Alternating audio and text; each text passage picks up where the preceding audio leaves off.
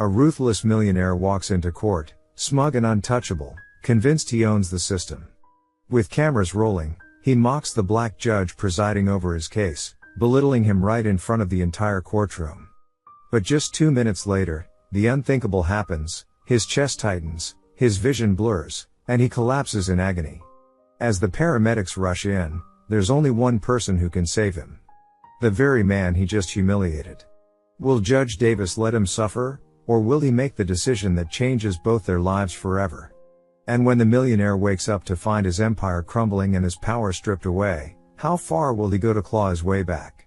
Stay tuned for a gripping story of downfall, redemption, and the moment that no one saw coming. Before we get into the story, comment below where in the world you are watching from today. The morning sun glinted off the polished stone steps of the New York Federal Courthouse. News vans lined the street like soldiers at attention, their satellite dishes reaching toward the sky. The air buzzed with the voices of hundreds of protesters, their signs waving like angry flags in the crisp morning breeze. Police officers stood watchful at their posts, hands resting on their belts, eyes scanning the growing crowd. Wallace is a thief. Lock him up. Justice for the workers. The chants echoed across the courthouse plaza, growing louder with each passing minute. A sleek black limousine pulled up to the curb, its tinted windows reflecting the chaos around it. The crowd surged forward, pressing against the metal barriers. Camera flashes exploded like lightning as Peter Wallace emerged, straightening his $1,000 tie with manicured fingers. His silver hair caught the sunlight, and his steel blue eyes surveyed the scene with casual disdain. A hint of amusement played across his features as another wave of angry shouts rose from the crowd. 4 attorneys in expensive suits formed a protective wall around him, their shoulders nearly touching. Their leather briefcases swung in perfect rhythm as they climbed the courthouse steps. Wallace's smirk never wavered, even as someone in the crowd hurled a paper cup that landed harmlessly at his feet. Inside his chambers, Judge Benjamin Davis sat at his desk, his reading glasses perched on the bridge of his nose. His dark fingers traced each line of the thick case file before him, pausing occasionally to make neat notations in the margins. 20 years on the bench had taught him patience, but something about this case made his jaw clench. The morning light filtering through his window cast shadows across the mountain of evidence. The charges filled page after page: fraud that had stolen retirement funds from thousands of workers, embezzlement that had lined Wallace's pockets while emptying others, exploitation that had crushed small businesses and ruined lives. Davis had seen corruption before, but rarely so bold, so shameless. Each document told another story of lives destroyed by unchecked greed. He removed his glasses and rubbed his temples, feeling the familiar tension headache building. The weight of responsibility pressed down on his shoulders like a heavy coat. As a black man who had fought his way up through a system that hadn't wanted him, he'd faced plenty of Peter Wallaces, men who thought their money made them untouchable, who saw his position as an amusing aberration. Their smirks always faded eventually. The knock at his door signaled it was time. Judge Davis stood, adjusting his robes with practiced movements. His reflection in the window showed what everyone would see: calm, composed, unreadable. He straightened his spine, ready to face whatever games Wallace might try to play. The main courtroom was packed to capacity, with people squeezed shoulder to shoulder on the wooden benches that creaked under their weight.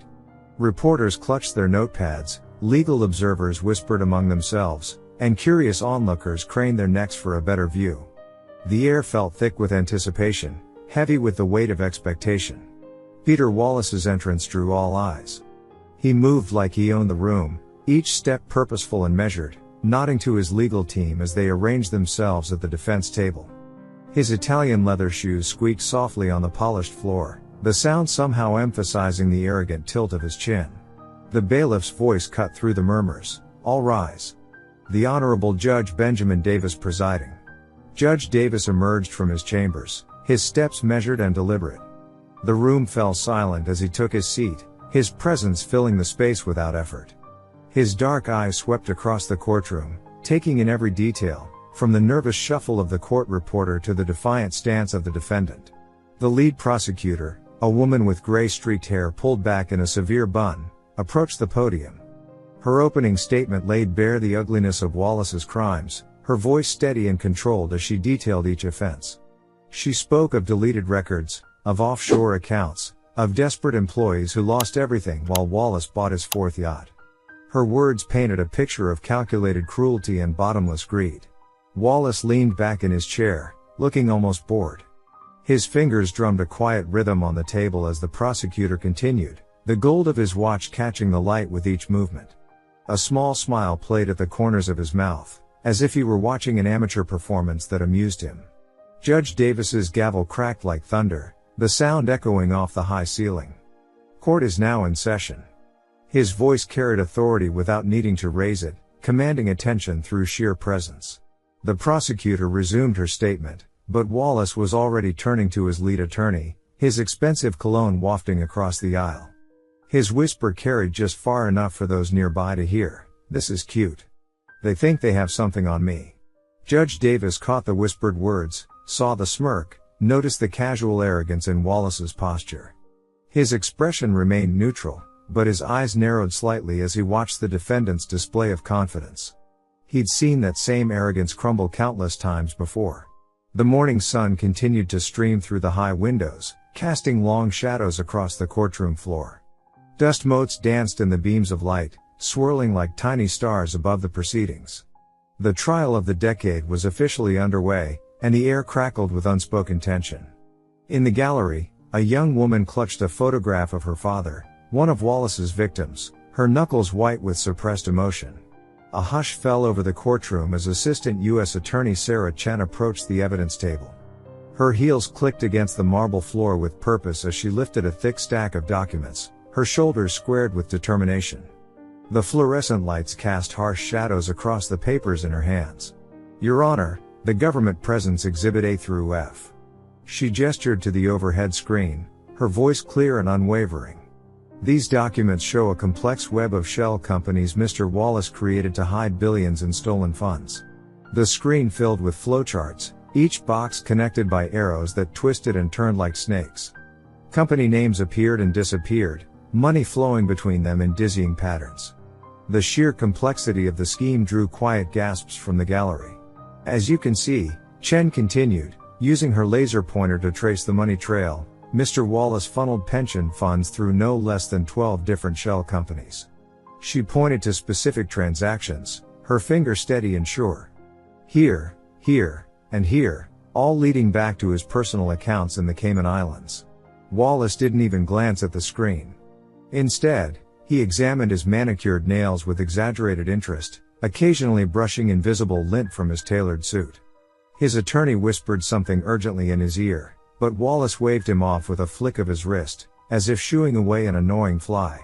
"The evidence shows that Mr. Wallace stole over $4 billion from hard-working Americans' retirement funds." Chen's voice grew passionate, her words carrying to every corner of the courtroom. "Teachers, firefighters, nurses, all robbed of their life savings by a man who already had more money than he could spend in 10 lifetimes."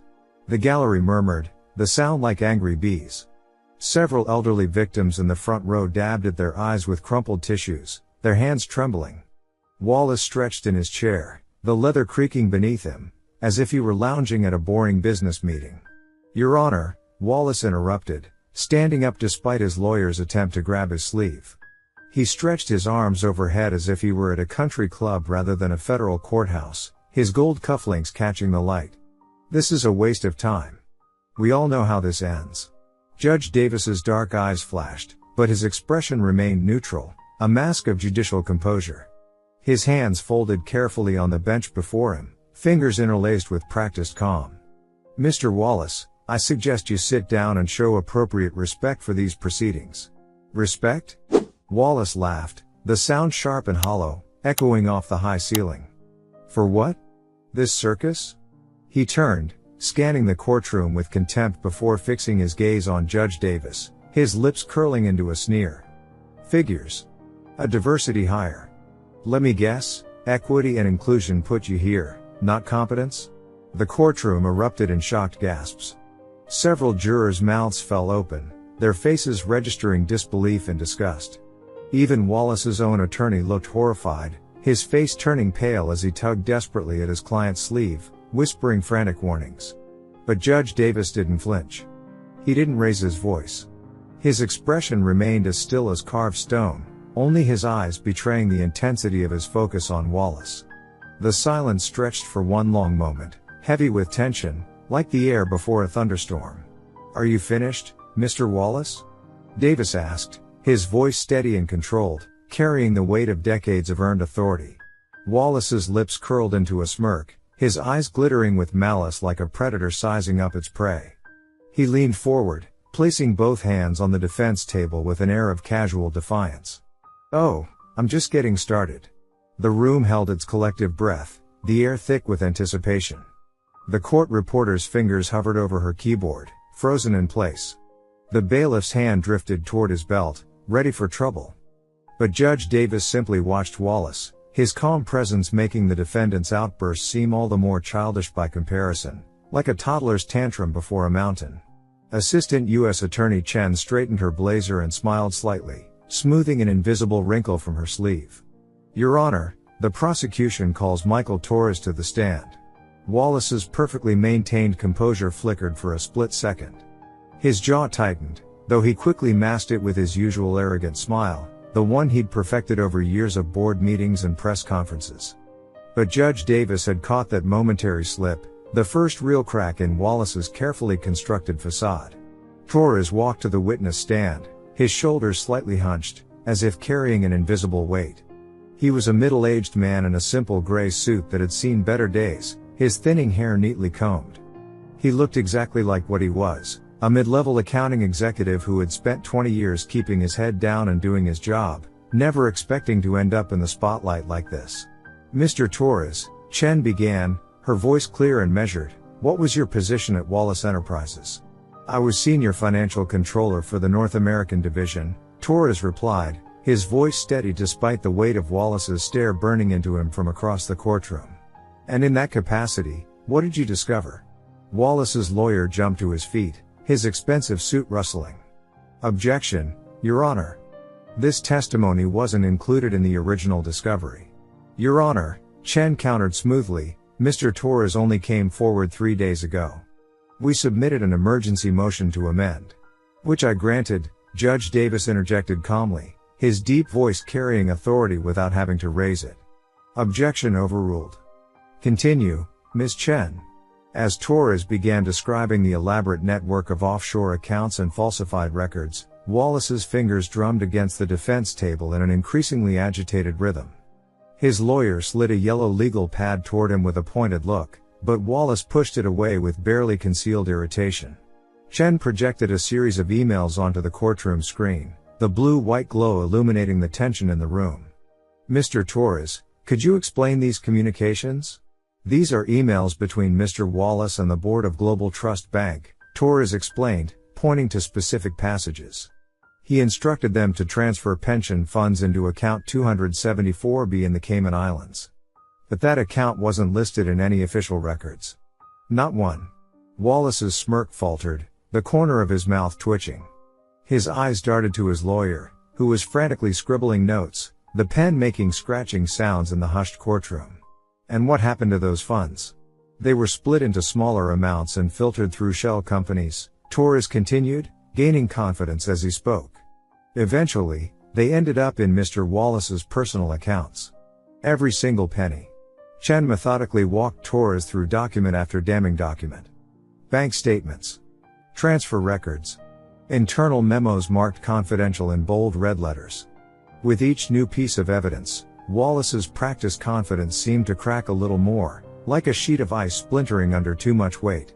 "Mr. Wallace assured us it was all legal," Torres continued, his voice growing stronger. "He said the board had approved everything. But when I checked the records myself..." Wallace leaned toward his lawyer, whispering harshly through clenched teeth. "They have nothing. It's all circumstantial. Where's the proof I ordered any of this?" His manicured hand gripped the edge of the table until his knuckles turned white. But his voice carried a new edge, something almost like desperation, unfamiliar in a man who had always radiated absolute certainty. His usual languid posture had stiffened, his shoulders tight with tension beneath his $1,000 suit. From his position on the bench, Judge Davis observed it all with practiced neutrality. He noticed how Wallace's manicured nails now dug into his palms, leaving little half-moon indentations. How his breathing had quickened slightly, his chest rising and falling in an uneven rhythm. How his eyes kept returning to the evidence screen, then darting away like someone avoiding their own reflection. The mask of untouchable arrogance was slipping, revealing glimpses of something else underneath. Fear? Uncertainty? For the first time since the trial began, Wallace looked less like an empire and more like a man, one who was beginning to realize that his money might not be able to buy his way out of this one, that his usual escape routes were closing one by one. Judge Davis had seen many powerful people in his courtroom over the years, had watched them perch in expensive suits on the edge of their downfall. He knew the moment when they first sensed their power crumbling, when they realized that all their wealth and influence might not be enough to save them.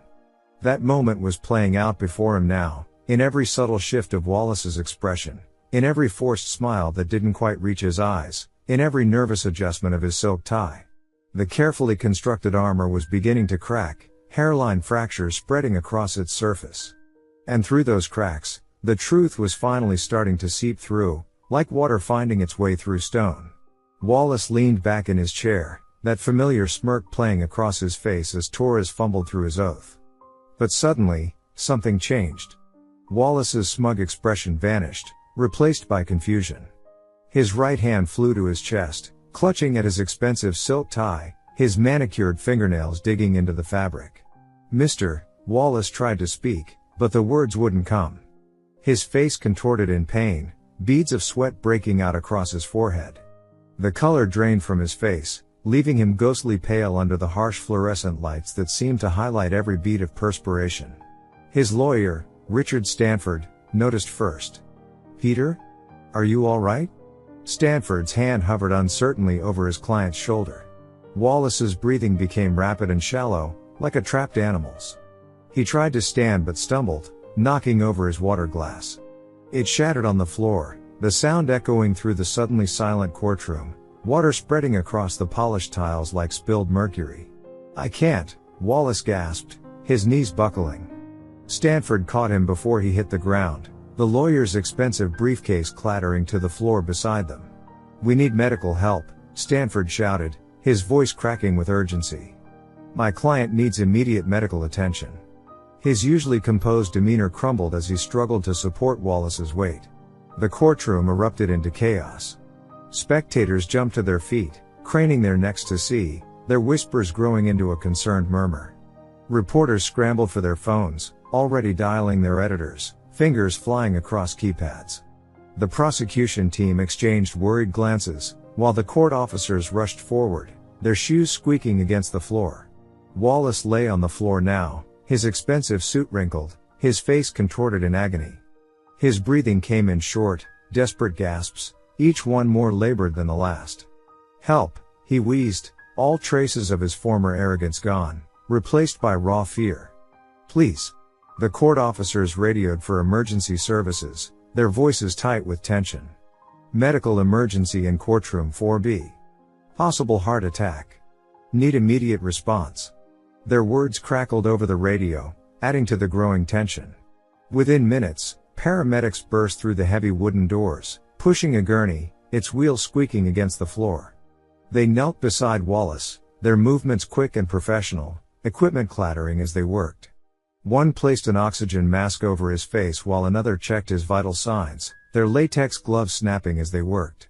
"BP's through the roof," one paramedic announced, her stethoscope pressed against Wallace's chest. "Pulse is irregular. We need to get him to the hospital now." Sweat beaded on her forehead as she worked. But the U.S. Marshals stepped forward, their faces grim, hands resting instinctively on their weapons. "He's in federal custody," one stated firmly, his badge catching the light. "We can't release him without proper authorization." The paramedic looked up, frustration clear on her face, her dark eyes flashing. "This man needs immediate cardiac care. Every minute counts." Her hands never stopped moving as she spoke, checking Wallace's vitals. "I understand," the marshal replied, shifting his weight uncomfortably, "but protocols must be followed. We need judicial approval." His hand tightened on his belt. The tension in the room ratcheted higher. Wallace's lawyer spun toward the bench, his face flushed. "Ty Askew." "Your Honor, Please. My client. The paramedic cut in, her voice sharp with urgency. He needs to be in an ER within the next 15 minutes, or we're looking at possible permanent damage. Maybe worse. Her partner was already preparing in 4-line, the needle glinting under the fluorescent lights. All eyes in the courtroom turned to Judge Benjamin Davis. He stood slowly, his expression completely unreadable as he surveyed the scene before him. Wallace lying helpless on the floor, the paramedics poised to act, the marshals standing firm, and a room full of people holding their breath, the air thick with anticipation. The judge's dark eyes moved from Wallace's prone form to the anxious faces of the medical team, then to the stern expressions of the marshals. His hands rested on the bench, his fingers spread wide against the polished wood as he rose to his full height, his black robe settling around him like a shadow. The courtroom fell absolutely silent, waiting for his decision. Even Wallace's labored breathing seemed to quiet as Judge Davis stood there, straight-backed and imposing in his black robes, holding the power of life and death in his next words. The clock on the wall ticked loudly, marking each precious second that slipped away. Wallace lay sprawled on the polished courtroom floor, his designer suit wrinkled and his chest heaving with each labored breath. Sweat darkened the collar of his white shirt as he struggled to pull air into his lungs. His manicured hands clawed weakly at the marble beneath him, seeking purchase where there was none. The mighty had fallen, literally, and now he looked small and vulnerable against the cold marble. Judge Davis descended from his bench, his black robes flowing behind him as he moved with measured steps toward the fallen billionaire. The courtroom fell silent except for Wallace's ragged breathing, the usual shuffle of papers and whispered conversations dying away instantly. As Davis knelt beside him, their eyes met. Gone was Wallace's trademark arrogance, replaced by raw fear that made him look decades younger and infinitely more human. "Stay with us, Mr. Wallace," Davis said firmly, his deep voice steady and calm, the same voice that had commanded respect throughout the trial. "Medical help is on the way."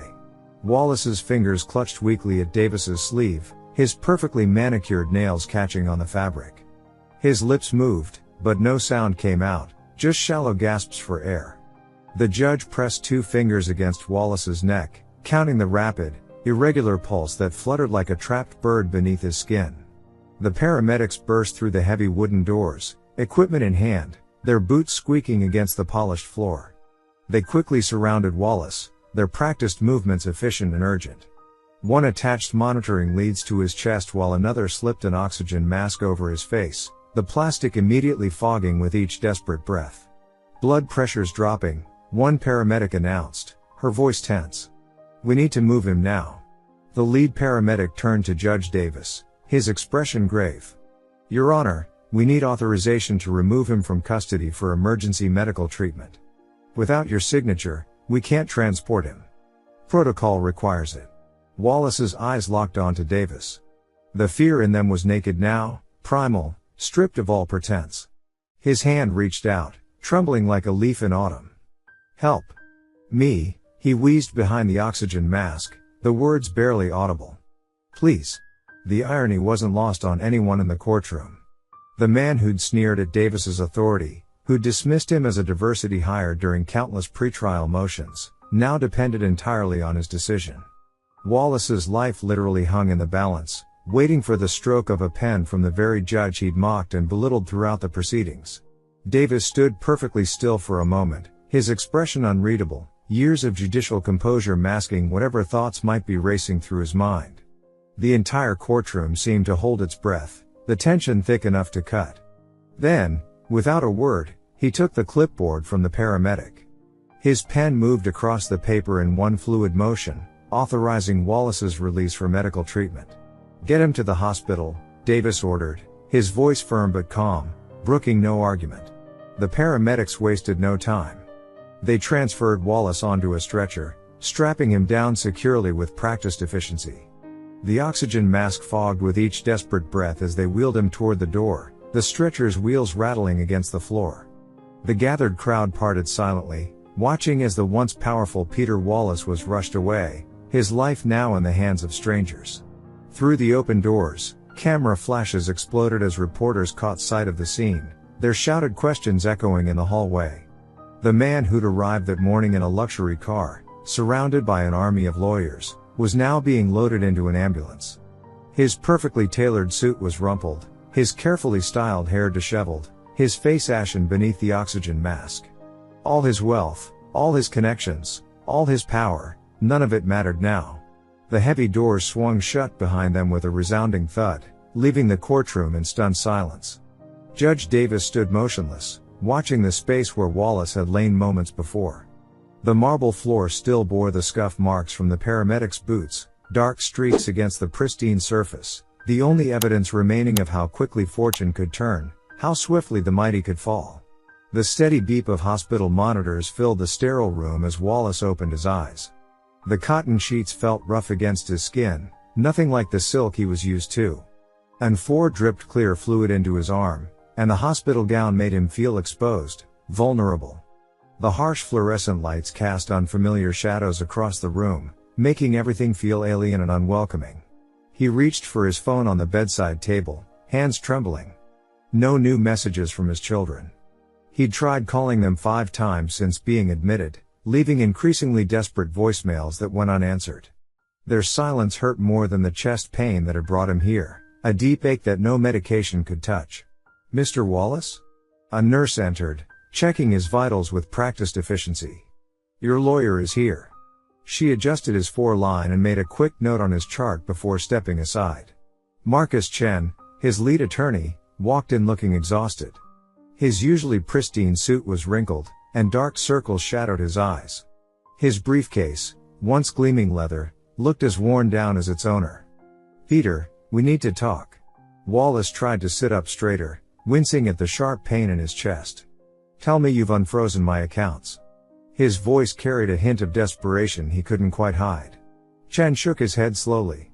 "The prosecution has ironclad evidence. Every attempt we've made has been blocked. Your primary residence, the summer house, even your cars, they're all frozen.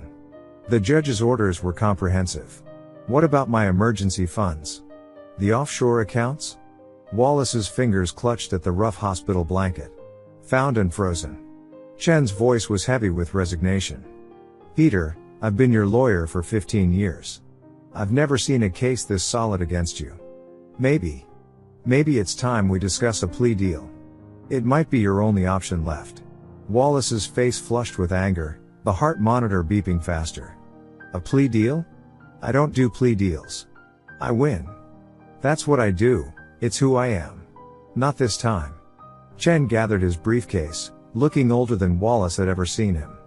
"The evidence is overwhelming. Your own employees are turning against you. Think about it, really think about it. You're not the man you used to be." Meanwhile, across town in his chambers, Judge Benjamin Davis sat reviewing Wallace's case files. Photos of Wallace's victims covered his desk, elderly couples who lost their retirement funds, single parents who lost their savings, small business owners driven to bankruptcy. Each face told a story of broken dreams and shattered trust. Davis picked up a photo of the Wallace family from a magazine article, Peter Wallace standing proudly with his 3 children at a charity gala. The kids were all grown now, successful in their own right, but their silence toward their father spoke volumes. The contrast between the smiling faces in the photo and the current reality was striking. His clerk knocked and entered with a stack of additional files. "Your Honor," the hospital called. "Mr. Wallace is stable. They're keeping him for observation, but he should be able to return to court in 3 days. His doctors want to monitor his heart." Davis nodded, still studying the photo, remembering Wallace's desperate eyes on the courtroom floor, the way he'd begged for help. It was the first real thing Davis had seen from the man, no manipulation, no arrogance, just raw human fear. Perhaps that moment of vulnerability revealed something worth saving. "Sir?" his clerk asked, hovering by the desk. "The prosecution wanted to know if you'll consider their motion to revoke bail entirely when he returns." Davis set down the photo, running his hand over his tired eyes. The law was clear. Wallace's crimes warranted severe punishment. The evidence was overwhelming. But Davis hadn't become a judge to destroy lives. He'd done it to serve justice, and sometimes justice meant more than punishment. It meant finding the path to redemption, however difficult that might be. "Tell them I'll hear arguments from both sides," Davis said finally, his voice firm but thoughtful. Everyone deserves a chance to change. The question is whether Mr. Wallace truly wants to. Back in the hospital, Wallace stared out his window at the city skyline, his city, or so he'd always thought. The towers he'd once dominated now seemed to mock him. Now he couldn't even access enough money for a decent meal, reduced to hospital food and charity. The hospital TV droned quietly, showing news coverage of his case. His own face flashed across the screen, followed by crowds of angry protesters outside the courthouse holding signs demanding justice. He picked up his phone again, fingers trembling as he scrolled through old photos of happier times, his daughter's college graduation, his son's wedding, family vacations in places he could no longer afford to visit. When had he last really talked to them? Not about business or appearances, but really talked? He couldn't remember, and that realization stung worse than any legal defeat. The phone slipped from his fingers onto the blanket, landing with a soft thud that seemed to echo his fall from grace. For the first time in decades, Peter Wallace felt truly alone. The city lights twinkled outside his window, indifferent to his suffering, as night settled over a world that no longer belonged to him. The quiet hum of medical equipment filled the hospital room as Judge Davis stepped inside. Wallace's eyes widened, and he struggled to sit up straighter in his bed, wincing at the movement. The fluorescent lights cast harsh shadows across his pale face, highlighting the dark circles under his eyes. "You?" Wallace's voice was hoarse, lacking its usual commanding tone. A thin sheen of sweat covered his forehead. Davis crossed his arms, his face stern but composed. His polished shoes clicked against the linoleum floor as he approached. "You have 5 minutes." Wallace stared at the man he'd mocked just days ago. The judge's presence felt different here. No flowing black robes, no elevated bench, just a man in a pressed suit standing beside a hospital bed. Yet somehow, he seemed even more imposing. The weight of authority clung to him like an invisible mantle. I don't understand," Wallace managed, his fingers fidgeting with the edge of his blanket. "Why are you here?" "I wanted to see it for myself," Davis said quietly, his deep voice carrying through the sterile room. The great Peter Wallace, without his armor of wealth and influence. Just a man in a hospital gown, facing his mortality like everyone else. Wallace's jaw tightened. Even now, a flash of his old defiance surfaced, like a dying ember trying to reignite. "Come to gloat then?" "No." Davis pulled up a chair but didn't sit. The metal legs scraped against the floor, the sound sharp and jarring. "I came because I needed to know if what I saw in that courtroom was real. The fear in your eyes when you thought you were dying. The way you looked at me, not as a diversity hire, but as someone who held your life in his hands." Wallace's face flushed with shame. The memory of his cruel words hung between them like a physical presence. The steady beeping of his heart monitor seemed to grow louder in the silence. "My assets are frozen," Wallace said, his voice barely above a whisper. His hands trembled slightly as he spoke. "My kids won't talk to me. Everything I built." He trailed off, staring at his hands, now stripped of their expensive rings and gold watch. "Everything you stole," Davis corrected firmly, his words precise as a surgeon's scalpel. "Let's be clear about that." Wallace didn't argue. The silence stretched between them, broken only by the steady beeping of the heart monitor and the distant sounds of hospital activity filtering through the closed door. "When I was lying there," Wallace started, then stopped. He swallowed hard, his throat working visibly. "When I couldn't breathe, couldn't move. I realized something. All the money, all the power, it meant nothing. I couldn't buy another breath. I couldn't bribe my heart to keep beating." Davis watched him intently, his expression unreadable. His steady gaze seemed to pierce through Wallace's remaining defenses. "You could have let me die," Wallace continued, his voice cracking slightly. "After what I said to you, no one would have blamed you for hesitating." "That's where you're wrong," Davis said, shifting his weight slightly. "I took an oath to uphold justice, not to play God. Your life or death wasn't my decision to make. Your punishment will come through the law, not through vengeance." Wallace's shoulders slumped. For the first time in decades, he looked his age, tired, vulnerable, human. The hospital gown seemed to swallow his once imposing frame. "The trial resumes next week," Davis said, his tone professional but not unkind. Your medical team says you'll be well enough to attend. The evidence against you hasn't changed. The consequences haven't changed. I know, Wallace whispered, his fingers picking absently at a loose thread on his blanket. 4 minutes left, Davis said, checking his watch. The soft tick of its hands seemed to count down the moments. Is there anything else you'd like to say? Wallace looked up, meeting the judge's steady gaze. The arrogance that had defined him was gone, replaced by something raw and uncertain, like a mask finally stripped away. I'm sorry, he said. Not just for what I said to you. For everything. Davis studied him for a long moment, his eyes taking in every detail of Wallace's changed demeanor. Words are easy, Mr. Wallace. Even now, you could be playing another angle. Time will tell if you mean it. The monitor beeped steadily as Wallace absorbed these words. His hands clutched the thin hospital blanket, knuckles white with tension. A nurse passed by in the hallway, her shoes squeaking on the polished floor. Your 5 minutes are almost up, Davis said, stepping back from the bed. His shadow retreated across the floor. I'll see you in court next week. Wallace slumped back against the hospital pillows, his designer hospital gown a stark reminder of his desperate attempt to maintain some semblance of his former status. The steady beep of the heart monitor echoed his racing thoughts, each pulse a reminder that even his health couldn't be bought anymore. I don't know who I am without money, he muttered, his voice barely above a whisper. The words felt raw, honest, something he hadn't been in decades. His throat tightened around each syllable, as if his body itself rejected this newfound vulnerability. Judge Davis stood at the foot of the bed, his presence as commanding in this sterile room as it had been in his courtroom. His arms remained crossed, his expression unchanged by Wallace's confession. The fluorescent lights cast harsh shadows across his face, highlighting the years of wisdom etched there. Then figure it out, Davis replied, his voice firm but not cruel. The simple directive hung in the air between them, heavy with possibility and challenge. Wallace's hands trembled as he gripped the thin hospital blanket. The weight of his situation crashed over him like a tidal wave. His mansion was empty, his children's silence deafening, his empire crumbling. The mirror on the opposite wall showed a pale, diminished version of the man who once commanded boardrooms. Dark circles shadowed his eyes, and his cheeks had hollowed with stress and worry. How? Wallace's voice cracked. Everything I've ever been. Everything I've ever done. It was all about the money. He gestured weakly at the hospital room, at the generic artwork on the walls and the squeaky vinyl chairs. Look at me now.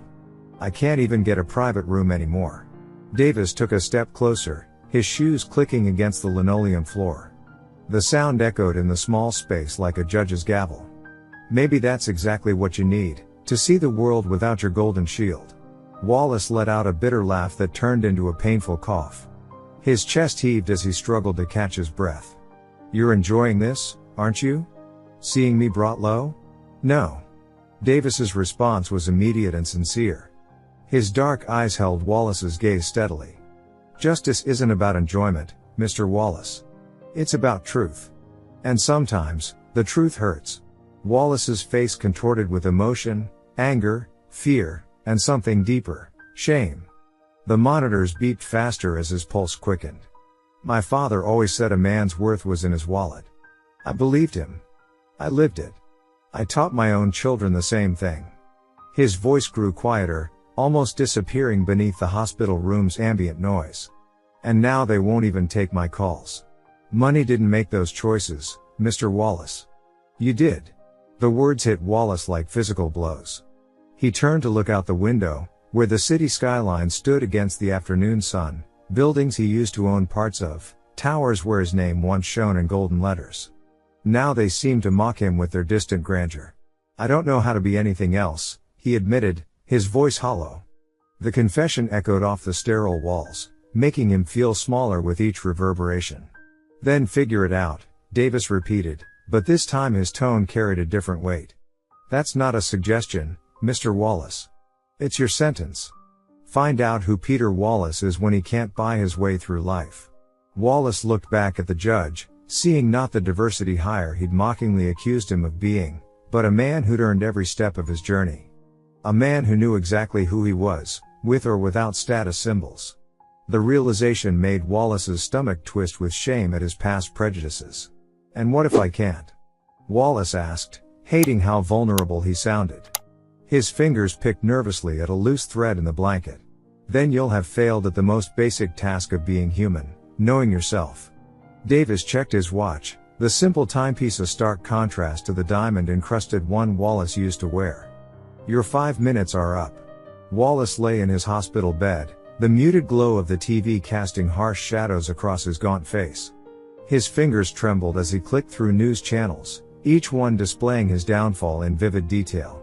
Breaking news, Wallace Empire crumbles, flashed across the screen.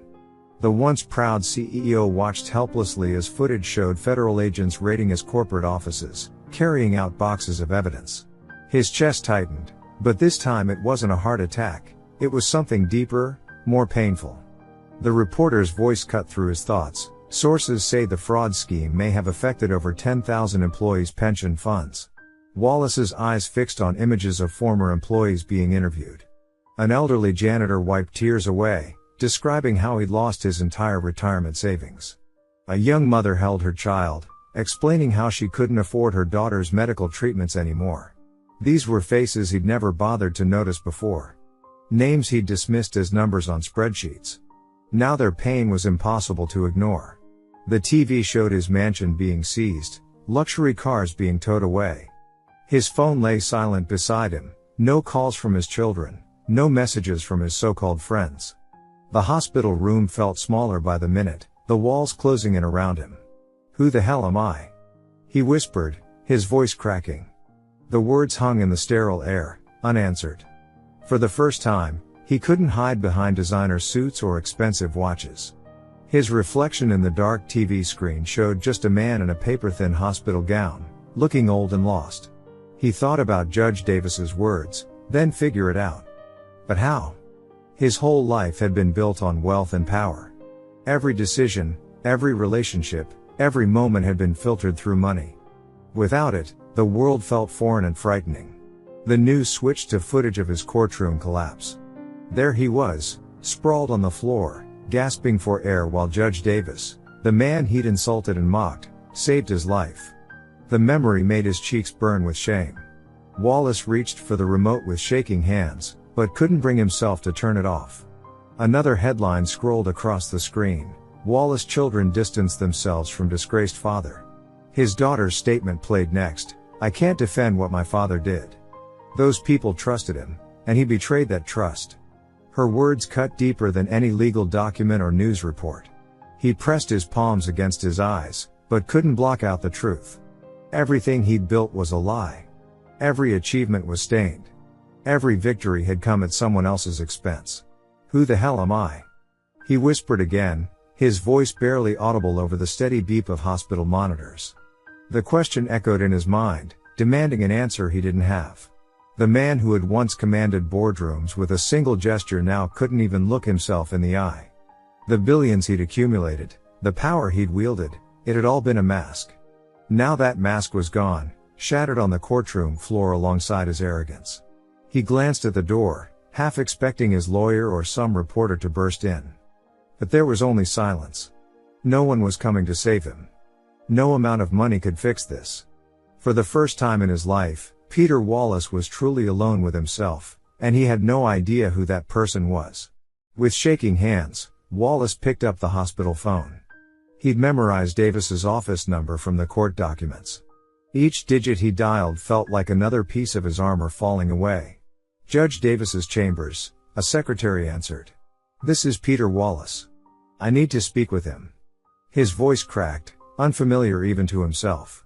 There was a long pause, then shuffling papers. One moment. Wallace held his breath, half expecting to be dismissed.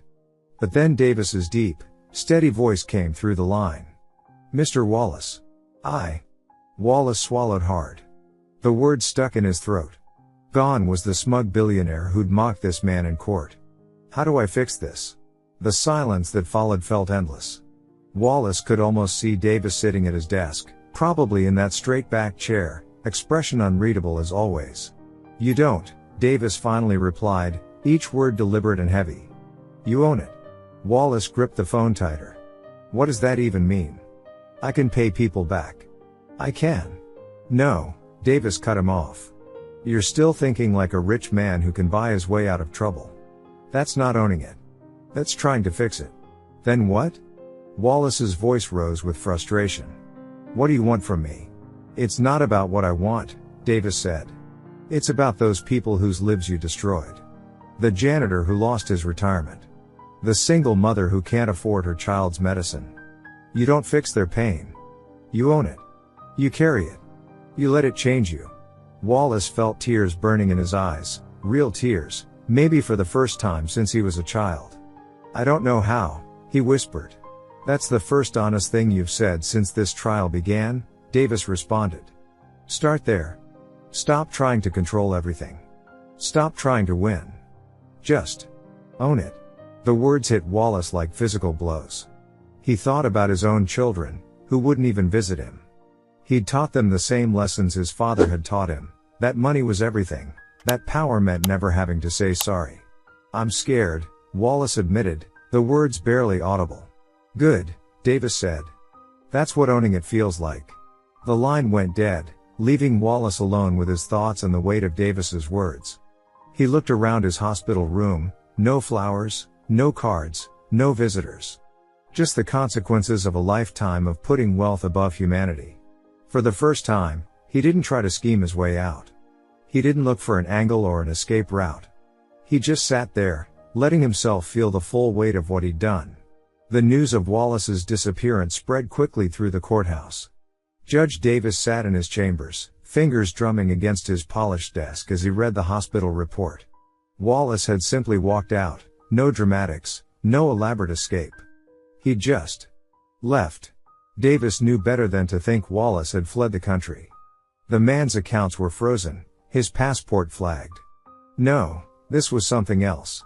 After several phone calls and careful consideration, Davis found himself driving through the deteriorating streets of Wallace's old neighborhood. The area had seen better days. Abandoned buildings lined the cracked sidewalks, their windows boarded up or broken.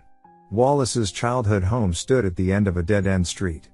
The Victorian mansion, once grand, now loomed like a decaying giant. Paint peeled from its walls in long strips, and weeds had overtaken what used to be manicured gardens. Davis parked his car and approached the rusty front gate.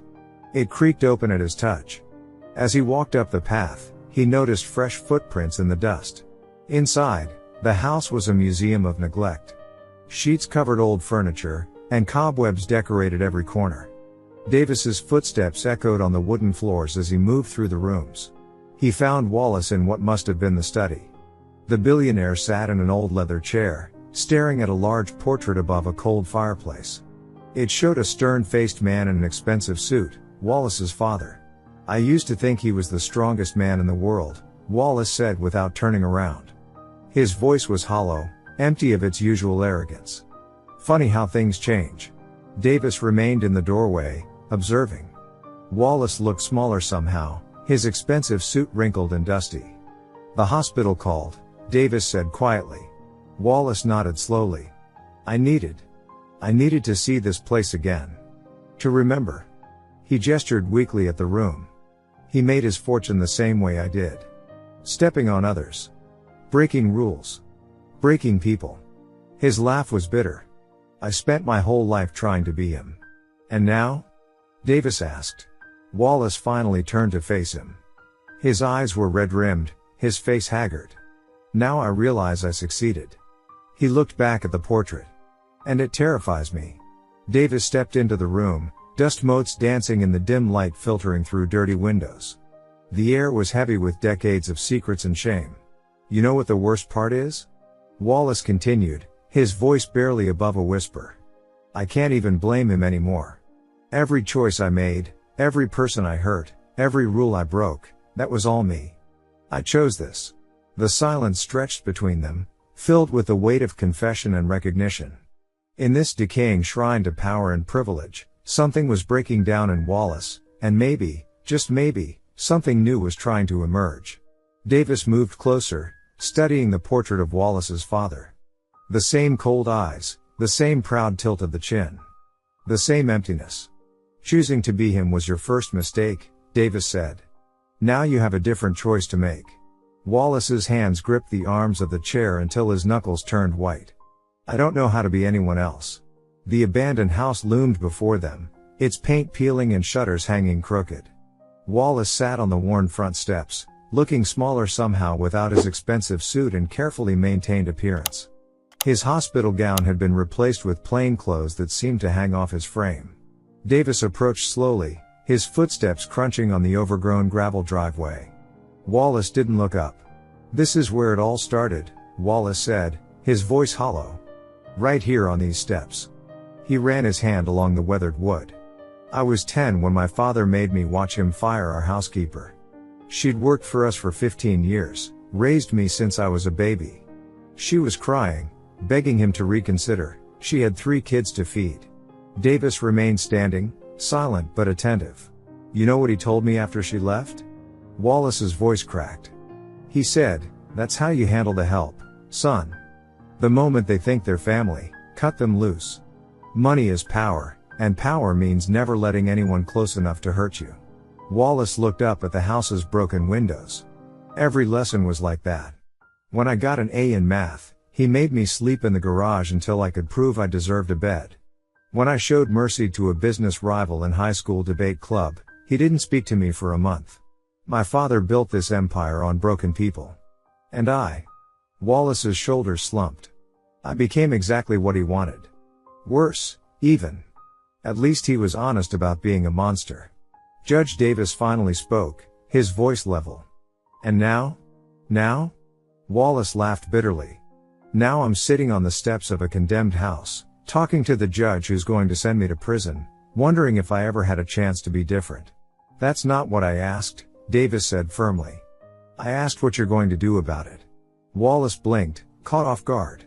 Do? Yes, do. Davis crossed his arms. You've told me why you're broken. Fine. But what are you going to do about it? Are you going to sit here feeling sorry for yourself, blaming a dead man for your choices? Or are you going to stand up and decide who Peter Wallace is going to be from this moment forward? Wallace stared at him, mouth slightly open. For the first time, there was no trace of the smug billionaire, no hint of the manipulator. Just a lost man facing the truth of his life. I don't. Wallace swallowed hard. I don't know how to be anyone else. So what are you going to do about it? Davis repeated, each word deliberate and challenging. The question hung in the air between them, heavy with possibility and consequence. Wallace looked down at his hands, hands that had signed documents that ruined lives, hands that had built an empire on suffering. Then he looked up at Davis, something new flickering in his eyes. The courtroom buzzed with tension as Peter Wallace stood before the bench. Gone was the designer suit, replaced by a simple navy blazer that seemed to hang loose on his thinner frame. His usual smirk had vanished, leaving behind tired eyes and deep lines around his mouth. Judge Davis sat in the back row, barely noticeable among the crowd. He watched intently as Wallace gripped the podium, his knuckles white with strain. Your Honor, Wallace began, his voice rougher than before. I'd like to make a statement. The judge presiding over the hearing nodded. The room fell silent. Wallace cleared his throat. For 40 years, I built what people called an empire. I convinced myself it was through skill, through being smarter than everyone else. He paused, swallowing hard. But that was a lie. I stole. I cheated. I destroyed lives. Gasps rippled through the courtroom. Reporters scribbled frantically in their notebooks. The pension funds. Wallace's voice cracked. Those weren't just numbers on a page. They were people's futures. Retirements. Dreams. He looked down at his hands. I took that from them because I could. Because I thought being powerful meant being right. From his spot in the back, Davis noticed how Wallace's shoulders trembled slightly. My father taught me that kindness was weakness, Wallace continued. That only fools play fair. I believed him. I became exactly what he wanted, a man who saw people as things to be used. A woman in the gallery began to cry softly. She had lost her entire savings to Wallace's schemes.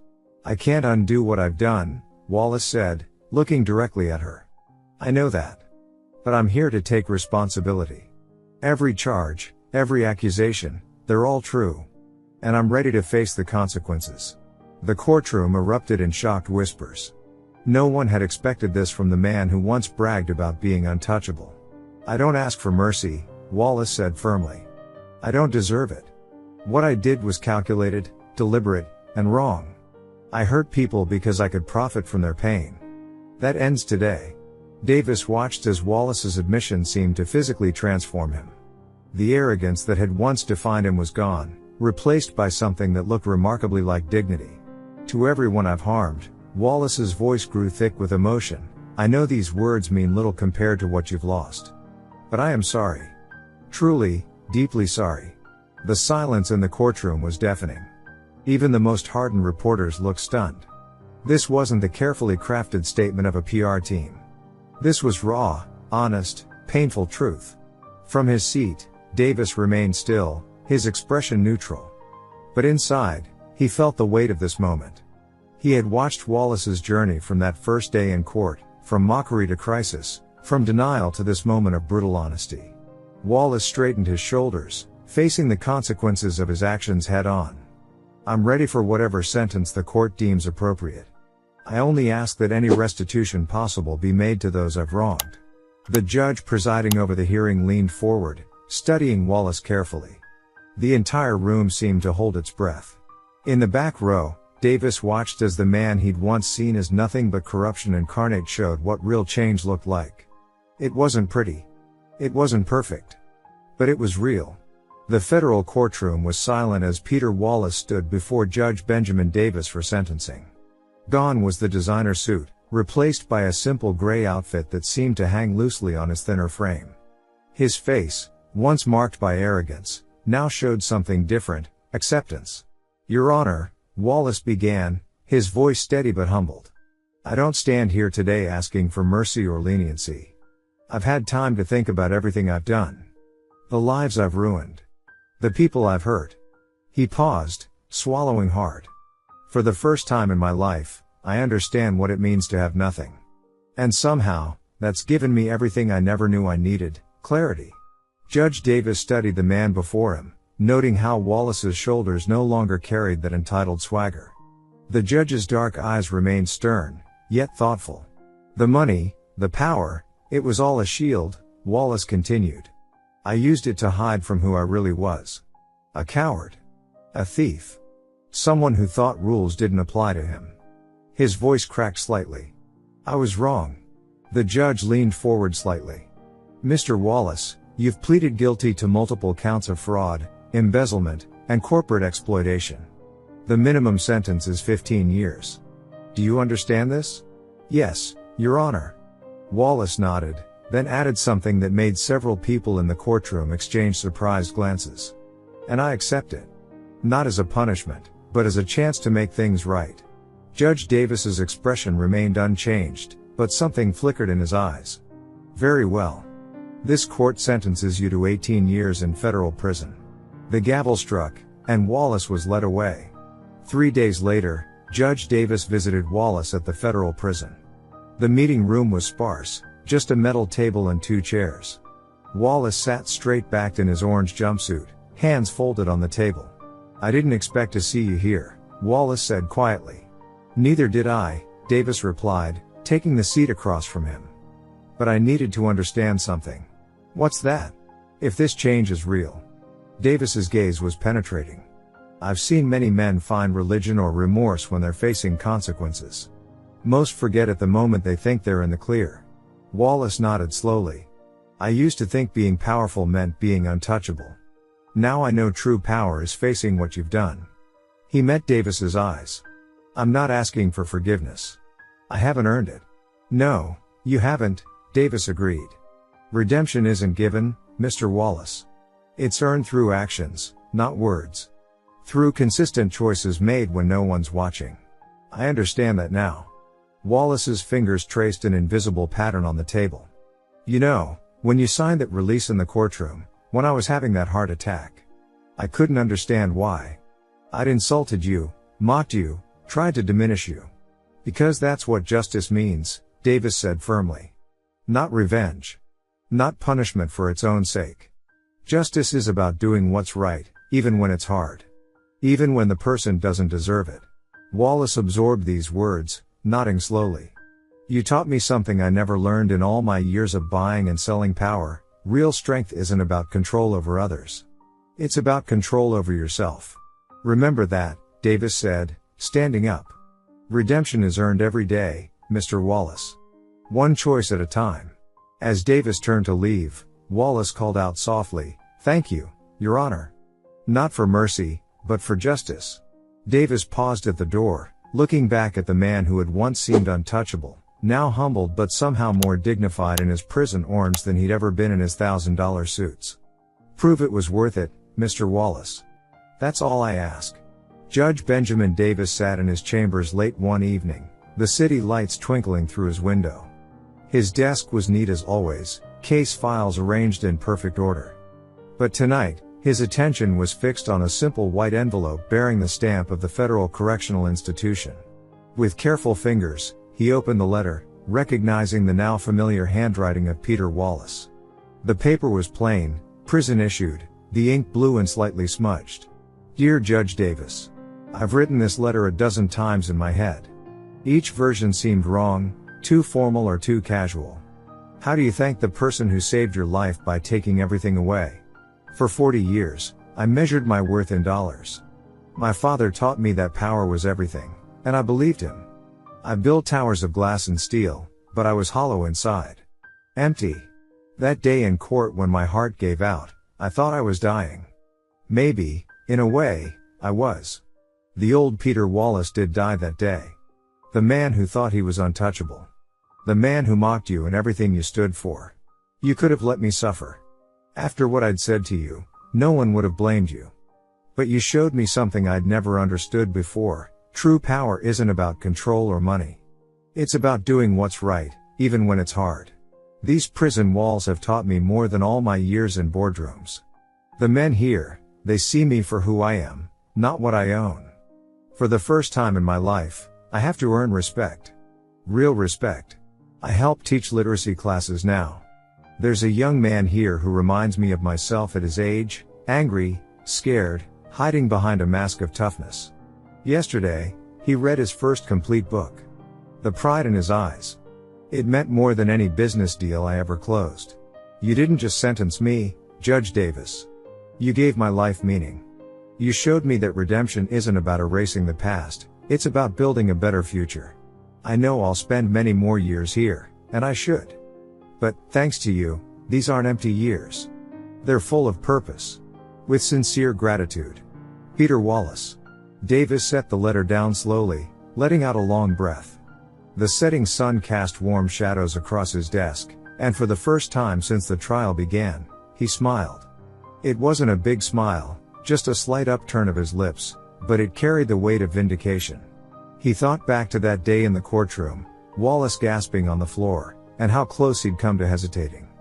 But he'd seen something in Wallace's eyes then, not just fear, but the first crack in a lifetime of walls. Running his fingers over the letter one more time, Davis opened his desk drawer and carefully placed it inside.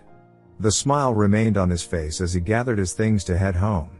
Sometimes, justice wasn't just about punishment. Sometimes, it was about transformation. The morning sun cast long shadows across the prison yard as Peter Wallace stepped through the heavy metal gates for the last time. He carried nothing but a small cardboard box containing a few photographs, some letters, and the worn paperback books that had kept him company during his sentence. The guard nodded at him. Good luck, Wallace. 5 years had weathered his face, etched new lines around his eyes.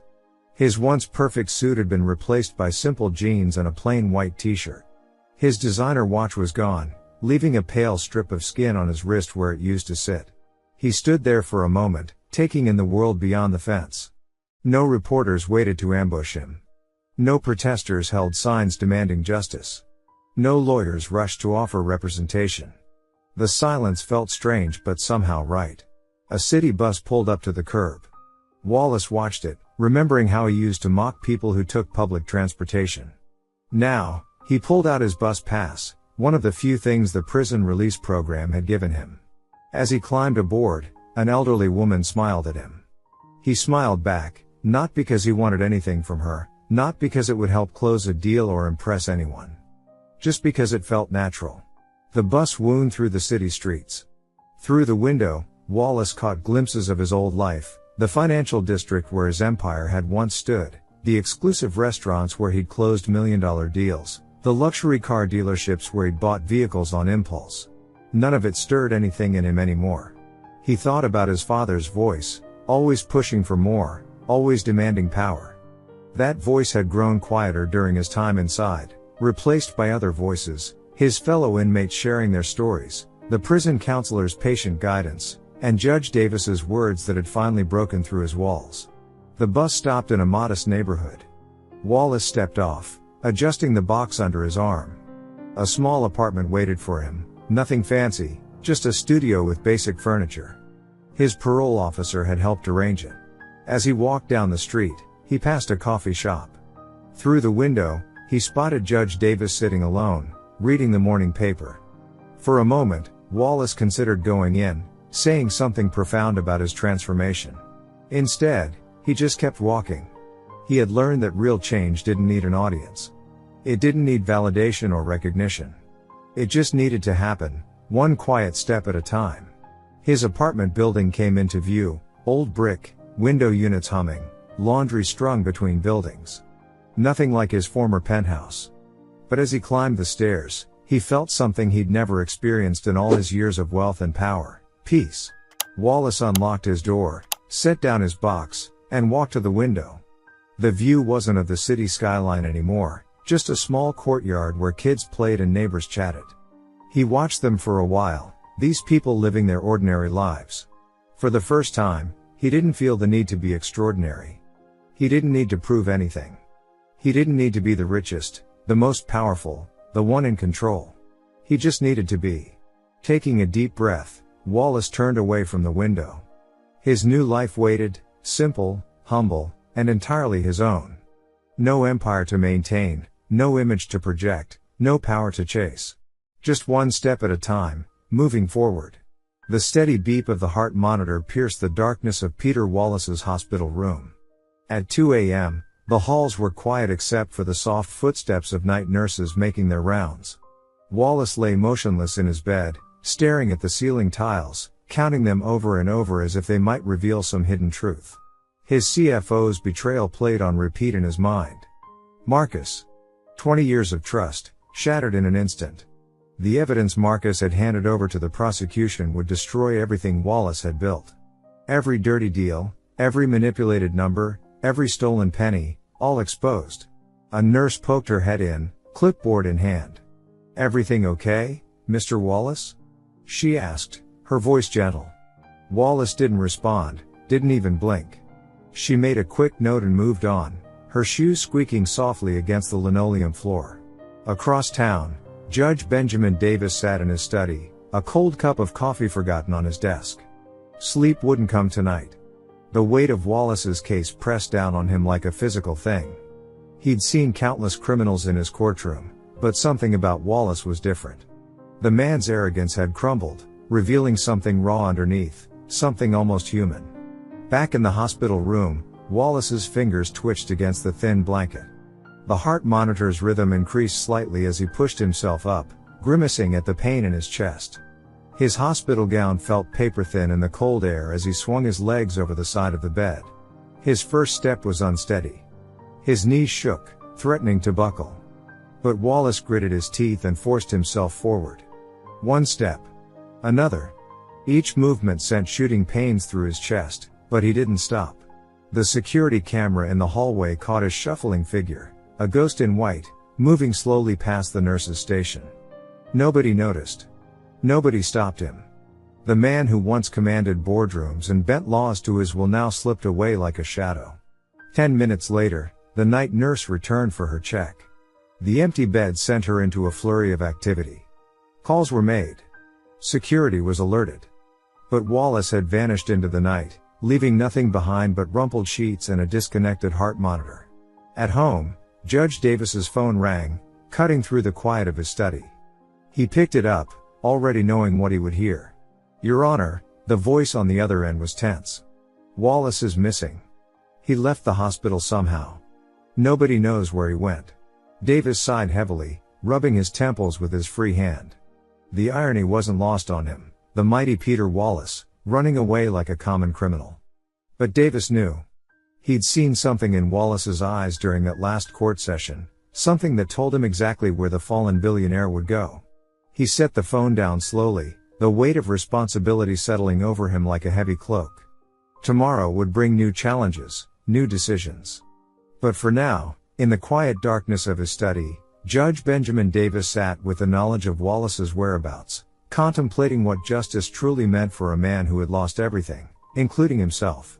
The sun hadn't risen yet, but the sky was beginning to lighten, painting the abandoned mansion in shades of gray. Peter Wallace sat on the crumbling front steps, his hospital gown replaced by clothes he'd kept stashed in an old emergency bag. The massive house loomed behind him, its windows dark and empty like dead eyes. The sound of tires on gravel broke the morning silence. Wallace didn't turn as Judge Davis's car pulled up, its headlights sweeping across the overgrown lawn. He heard the car door open and close, followed by measured footsteps approaching through the dew-wet grass. "Took you long enough," Wallace said, his voice rough. He kept his eyes fixed on the iron gates at the end of the driveway, now rusted and hanging crooked. Davis stood a few feet away, hands in his pockets, saying nothing. The morning air was cool, and Wallace could see his own breath as he sighed. "This is where it all started," Wallace continued, gesturing weakly at the mansion. "My father built an empire from nothing. But he built it with fear, and I became him." His shoulders slumped as the words left him. "Every time I made someone feel small, every time I used money as a weapon, I was just copying him." He'd stand in his office up there, Wallace pointed to a second-floor window, and tell me that kindness was for the weak. That the only way to succeed was to make others fear you. A bird called somewhere in the distance. Wallace ran a trembling hand through his hair, now disheveled and graying at the temples. "I spent my whole life running from his shadow. Telling myself I was different, better. But look at me now." He gave a bitter laugh. "I became exactly what he was. Maybe even worse." Davis remained silent, his expression unreadable in the pre-dawn light. His presence seemed to demand more, to pull the truth from Wallace like poison from a wound. "I used to hide in the wine cellar when he was angry," Wallace said softly. "I'd promised myself I'd never be like him. But the first time I made $1 million by destroying someone else's company. I felt powerful. Like I finally had control. After that, it was easy to become him." Wallace's voice cracked on the last word. He stared at his hands, once manicured and adorned with expensive watches, now bare and slightly shaking. Davis finally spoke, his voice level and calm. "So what are you going to do about it?" Wallace exhaled, and his breath shook in the cool morning air. "I don't know." Davis turned away, gravel crunching under his shoes as he headed back to his car. At the last moment, he paused. "Then figure it out. Before it's too late." Wallace watched him go, the weight of those words settling heavy on his shoulders. The sky was growing lighter, and for the first time in decades, he felt truly seen in the house that had shaped him into who he was. The sky was turning from black to deep blue, promising another day. Wallace's expensive shoes, now scuffed and dirty, scraped against the worn concrete steps of his childhood home. Behind him, the mansion's shadow stretched across the unkempt lawn like a giant's reaching hand. "I spent my life thinking power made me invincible," Wallace said, his voice barely above a whisper. He ran his fingers through his gray hair, no longer perfectly styled. "Turns out it made me nothing." Judge Davis stood a few yards away, his arms crossed over his chest. The morning breeze ruffled his coat as he studied Wallace with steady eyes. "You're not nothing," he said firmly. "You're just not who you thought you were." The words hung in the air between them. A bird called somewhere in the distance, and Wallace watched a leaf skitter across the cracked driveway. The silence stretched on, heavy with unspoken thoughts. Finally, Wallace exhaled, his shoulders dropping. "So, what now?"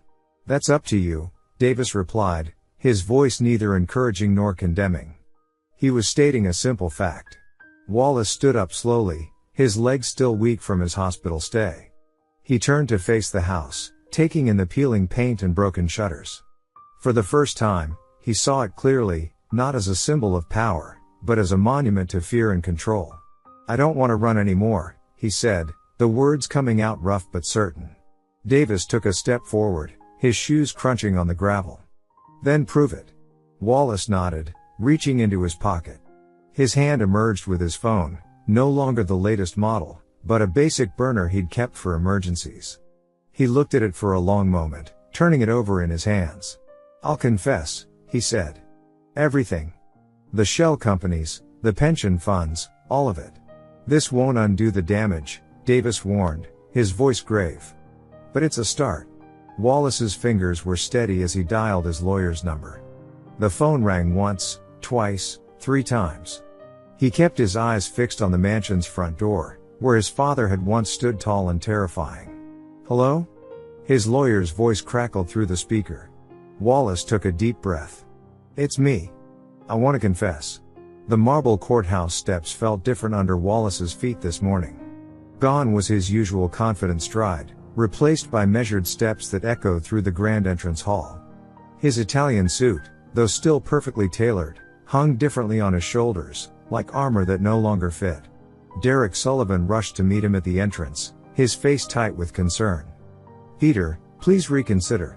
We can still fight this." Wallace shook his head, a small smile playing at his lips. "No more fighting, Derek. No more games." Inside the courtroom, the familiar buzz of whispered conversations filled the air. But unlike before, Wallace didn't command the room. His presence barely caused a ripple. In the back row, Judge Benjamin Davis sat quietly, his expression neutral but watchful. Prosecutor Helen Martinez arranged her papers at the prosecution table, ready for another day of battle. Her shoulders were tensed, prepared for the usual circus of objections and legal gymnastics that came with prosecuting Peter Wallace. "All rise." The bailiff's voice boomed through the room. Wallace stood, his hands steady at his sides. When the judge asked for his plea, Sullivan stepped forward, ready to argue for a deal they'd discussed. But Wallace placed a firm hand on his lawyer's shoulder. "Your Honor," Wallace's voice carried clearly through the hushed courtroom. "I'd like to speak." Sullivan whispered urgently, "Peter, don't." But Wallace was already moving forward. He stood straight, his eyes clear and focused. "Everything they're saying is true. Every crime. Every theft. I did it." The courtroom erupted in shocked murmurs. Reporters' pens scratched frantically against notepads. Cameras clicked in rapid succession. Martinez's mouth fell open slightly, her prepared argument suddenly unnecessary. Sullivan slumped in his chair, running a hand over his face. His client of 15 years had just thrown away any chance of a reduced sentence. In the back row, Davis remained perfectly still, his eyes fixed on Wallace.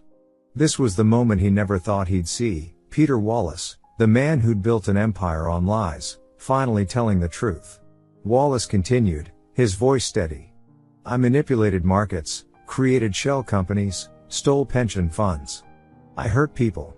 Real people. And I did it because I thought I was above the law." The judge leaned forward, studying Wallace carefully. "Mr. Wallace, you understand what this admission means?" "Yes, Your Honor. I do." The gavel came down with a sharp crack. "Very well. Sentencing will be scheduled." Wallace exhaled slowly, closing his eyes. The chains of his lies, carried for so long they'd become part of him, finally fell away. He didn't look around the room. He didn't need to see the shocked faces or the frantically scribbling reporters. For the first time in decades, he stood in his truth, and it was enough. The holding cell was a stark contrast to Wallace's penthouse office. No floor-to-ceiling windows, no Italian leather chairs, just cold concrete walls and a metal bench that creaked under his weight. The fluorescent lights buzzed overhead, casting harsh shadows across his face. He sat with his hands folded in his lap, his expensive suit wrinkled from the long day in court. The watch on his wrist, a $50,000 timepiece, now seemed ridiculous. Time wasn't his to control anymore. The sound of footsteps echoed down the corridor. Wallace didn't look up, expecting another guard with paperwork. Instead, Judge Benjamin Davis's polished shoes came into view. "Didn't think I'd see you here," Wallace said, his voice rougher than usual. Davis leaned against the wall, his posture relaxed but his eyes sharp. Didn't think I'd come. The silence between them felt heavy with unspoken words. Wallace could hear his own heartbeat, steady despite everything. The man he'd once mocked now stood before him, not as an enemy, but as something else, a witness to his transformation. "Do you regret it?" Davis finally asked, his deep voice calm and measured. Wallace turned to look at the gray wall, studying its imperfections. "Not what I did," he said slowly. "But how I lived." He ran a hand through his silver hair. "Spent my whole life thinking I was building something great. Turns out I was just building walls." Davis nodded, his expression unchanged. He didn't offer words of comfort or forgiveness. That wasn't why he'd come. "I know I can't fix what I broke," Wallace continued, his voice quiet but firm. "I don't expect redemption." "Redemption isn't given," Davis replied, pushing himself off the wall. "It's earned." The words hung in the air between them, heavy with truth. Wallace watched as Davis turned and walked away, his footsteps echoing down the corridor once more. Alone in his cell, Wallace took a deep breath. The silence didn't frighten him anymore.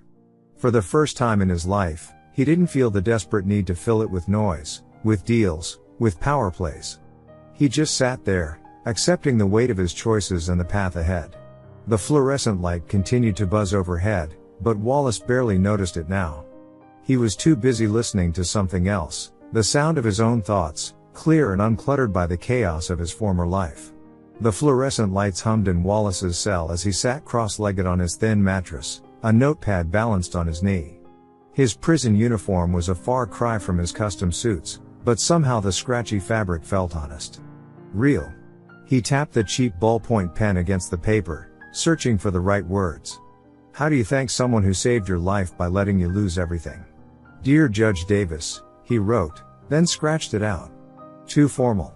"Benjamin," he tried again, then shook his head. Not right either. Finally, he just started writing what was in his heart. "Judge Davis. I've started this letter a dozen times. Words used to come easy to me in boardrooms and press conferences. But those words were always lies. Now that I'm trying to tell the truth, it's harder.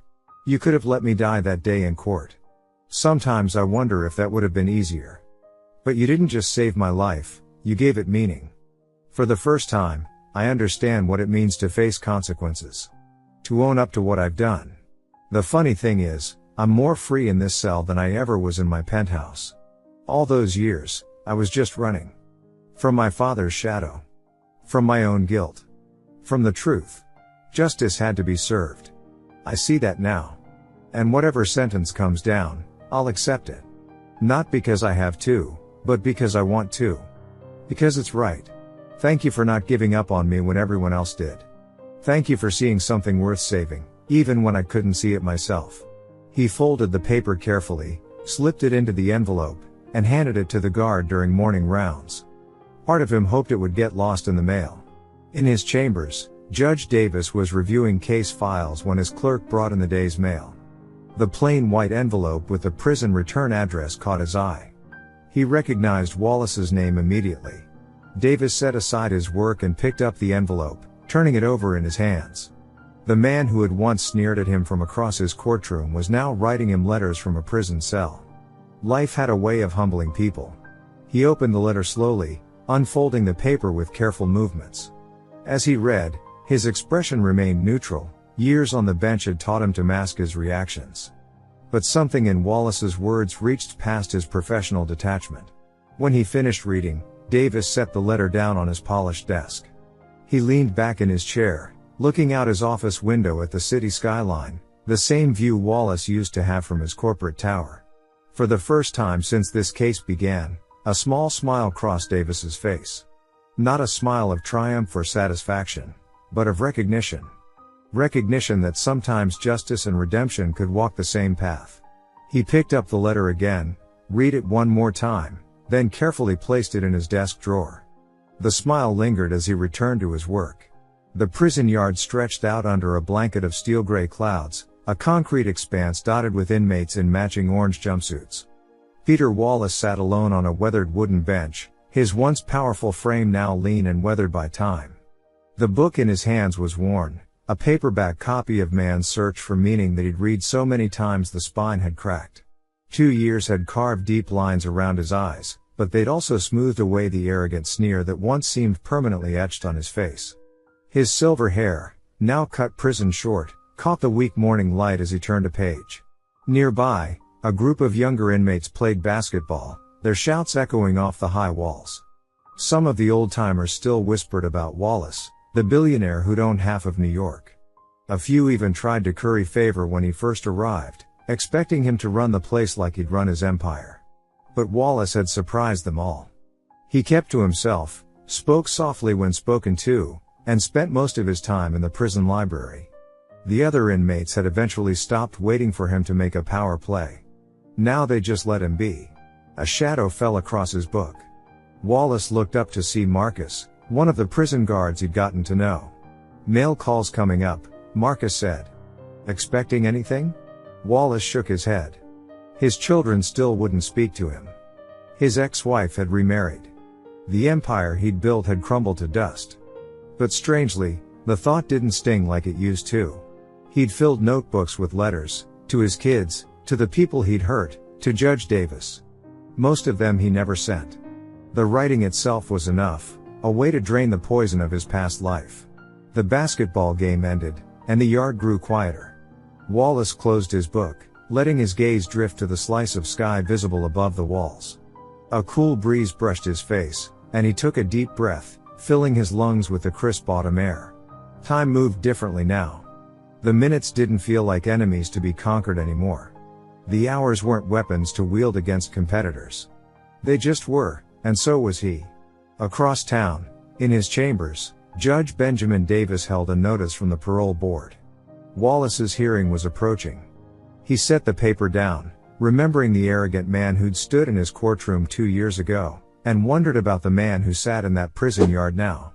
Back in the yard, Wallace watched a bird circle overhead, completely free in its solitude. He'd learned more about freedom in these confined spaces than he ever had in his sprawling penthouse offices. The silence that once terrified him now felt like an old friend, teaching him things about himself he'd spent a lifetime running from. The guard called out that yard time was ending. Wallace stood slowly, tucking his book under his arm. Other inmates filed past him toward the door, some nodding and greeting, others lost in their own thoughts. He took one last look at the sky, breathing in deeply. Tomorrow would come, just like today had. And for the first time in his life, that thought brought him peace. The fluorescent lights buzzed overhead in the prison washroom, casting harsh shadows across Peter Wallace's weathered face. His fingers gripped the edge of the metal sink as he studied his reflection. The man staring back at him was both familiar and strange, gray hair where there had once been dark brown, lines etched deeply around his eyes and mouth. But it was the eyes themselves that held his attention. They were different now, clearer, steadier. Gone was the arrogant gleam that had defined him in the courtroom 2 years ago. Gone was the desperate fear that had gripped him during his heart attack. In their place was something simpler, a quiet acceptance. He straightened his prison-issued shirt, noting how it hung loosely on his thinner frame. The designer suits and silk ties felt like artifacts from another life. He barely remembered the weight of a Rolex on his wrist or the feel of Italian leather shoes. A sharp knock interrupted his thoughts. "Time to go, Wallace," the guard called through the door. Wallace took one final look in the mirror. "I'm ready," he said, more to himself than the guard. In the hallway, his lawyer waited, clutching a leather briefcase. "Remember what we discussed," the lawyer said, falling into step beside him. "Focus on your rehabilitation programs. Emphasize your clean record here. Show remorse, but don't overdo it. The board needs to believe you've changed." Wallace shook his head. "I'm just going to tell the truth." "Peter," his lawyer sighed, "this isn't the time for." "It's exactly the time," Wallace cut him off quietly. "That's all I have now. The truth." They walked through the prison corridors, past cells where inmates called out morning greetings. Some still feared him, old habits died hard, but most had come to know him as just another man serving his time. Outside the parole hearing room, Wallace paused. Through the small window in the door, he could see the board members settling into their seats. His heart beat faster, but not from fear. This moment felt important, but not in the way his old victories had. This wasn't about winning or losing anymore. His lawyer reached for the door handle, but Wallace stopped him. "Wait." He closed his eyes, took a deep breath. When he opened them again, he caught a glimpse of someone settling into a back row seat, Judge Benjamin Davis. Wallace felt a flutter of surprise, then gratitude. Of course Davis would be here. The man who had seen through his facade from the beginning, who had given him a chance when he deserved none, who had challenged him to find meaning beyond money and power. "Mr. Wallace?" A clerk appeared at the door. "They're ready for you." Wallace nodded. His lawyer started forward with another piece of advice, but Wallace wasn't listening. He was thinking about the truth, not just about his crimes, but about who he had been and who he was trying to become. He straightened his shoulders and exhaled slowly. For the first time in his life, he wasn't trying to control the outcome. He wasn't plotting or manipulating or calculating his advantage. He was simply ready to face whatever came next, one step at a time. "Let's go," he said quietly, and stepped forward to meet his future. The parole hearing room was stark and cold, with gray walls that seemed to absorb what little warmth the fluorescent lights provided. A long wooden table dominated the space, behind which sat 5 stern-faced parole board members. Their expressions gave nothing away as they shuffled through thick stacks of papers. Peter Wallace stood before them, the chains at his wrists clicking softly as he adjusted his stance. His prison uniform was clean but worn, hanging loose on his frame. He kept his eyes forward, his posture straight but not defiant. In the back row of chairs, Judge Benjamin Davis sat silently observing. His presence wasn't required, but something had drawn him here. Perhaps it was curiosity, or perhaps something deeper, a need to see if the change he'd witnessed in Wallace was genuine. The head of the parole board, a woman with steel gray hair and wire-rimmed glasses, cleared her throat. "Mr. Wallace, we're reviewing your case today." She began reading from a document, her voice echoing in the quiet room. Multiple counts of fraud, embezzlement, corporate theft. The list went on, each crime a reminder of his past life. Wallace didn't flinch or look away. He stood there, accepting each word as truth. Theft of pension funds affecting over 10,000 employees. Market manipulation. Tax evasion. Some of the other board members watched Wallace's face, perhaps expecting to see denial or shame. Instead, they saw only steady acceptance. When the list finally ended, the room fell into silence. The head of the board looked up from her papers. "Mr. Wallace, do you have anything you'd like to say to this board?" Wallace took a breath. His chains clinked softly as he clasped his hands together. 2 years ago, he would have launched into a carefully rehearsed speech, designed to manipulate and convince. But now, he simply spoke the truth. "I was a man who thought he was above the law," he said, his voice clear and steady. "I was wrong." The simplicity of his statement seemed to fill the room. One of the board members blinked in surprise, clearly expecting more. But Wallace remained silent, having said all he needed to say. In the back of the room, Davis gave a slight nod, almost imperceptible. The board members exchanged glances. The head of the board made a few notes on her paper. "We'll review your case and make our decision," she said. "You'll be notified within the week." Wallace nodded once. As the guard stepped forward to escort him out, his shoulders seemed to relax slightly. Whether he was granted parole or not, he had spoken his truth. For the first time in his life, that was enough. The warden's office was a stark contrast to the rest of the prison. While the cells were all concrete and steel, this room had wood paneling and a large desk that dominated the space. The morning light filtered through barred windows, casting long shadows across the floor. Peter Wallace sat in an uncomfortable plastic chair, his hands folded in his lap. 2 years of prison life had changed him physically, his designer suits replaced by prison garb, his once perfect hair now streaked with gray. But the biggest changes were in his eyes. The arrogance was gone, replaced by something quieter, more thoughtful. The warden, a heavy-set man with thinning hair, shuffled through papers on his desk. The clock on the wall ticked loudly in the silence. Finally, he looked up and cleared his throat.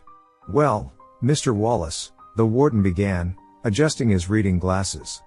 "I've got your paperwork here from the parole board." He paused, studying Wallace's face. "Congratulations. You're being released." Wallace felt his chest tighten.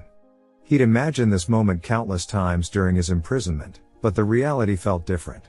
There was no rush of joy, no sense of triumph. Instead, a wave of uncertainty washed over him. "You'll be processed out next week," the warden continued, his voice matter of fact. "Your personal effects will be returned to you, and you'll need to check in with your parole officer within 24 hours of release." Wallace nodded, his throat dry. "Thank you, sir." Back in his cell, Wallace began gathering his meager possessions. 2 years ago, he'd owned penthouses and sports cars. Now everything he owned fit into a single paper bag: a few letters, some books, a worn notebook filled with his thoughts and reflections. He picked up each item slowly, carefully. The Bible someone had given him during his first month. A photograph of his children from before everything fell apart, they hadn't visited once. A letter from Judge Davis that he'd read so many times the edges were worn. The cell that had been his home for 2 years suddenly felt foreign. He ran his hand along the cold concrete wall, remembering his first night here, how he'd raged against the confines of this space. Now, it was almost familiar. His hands remained steady as he continued packing.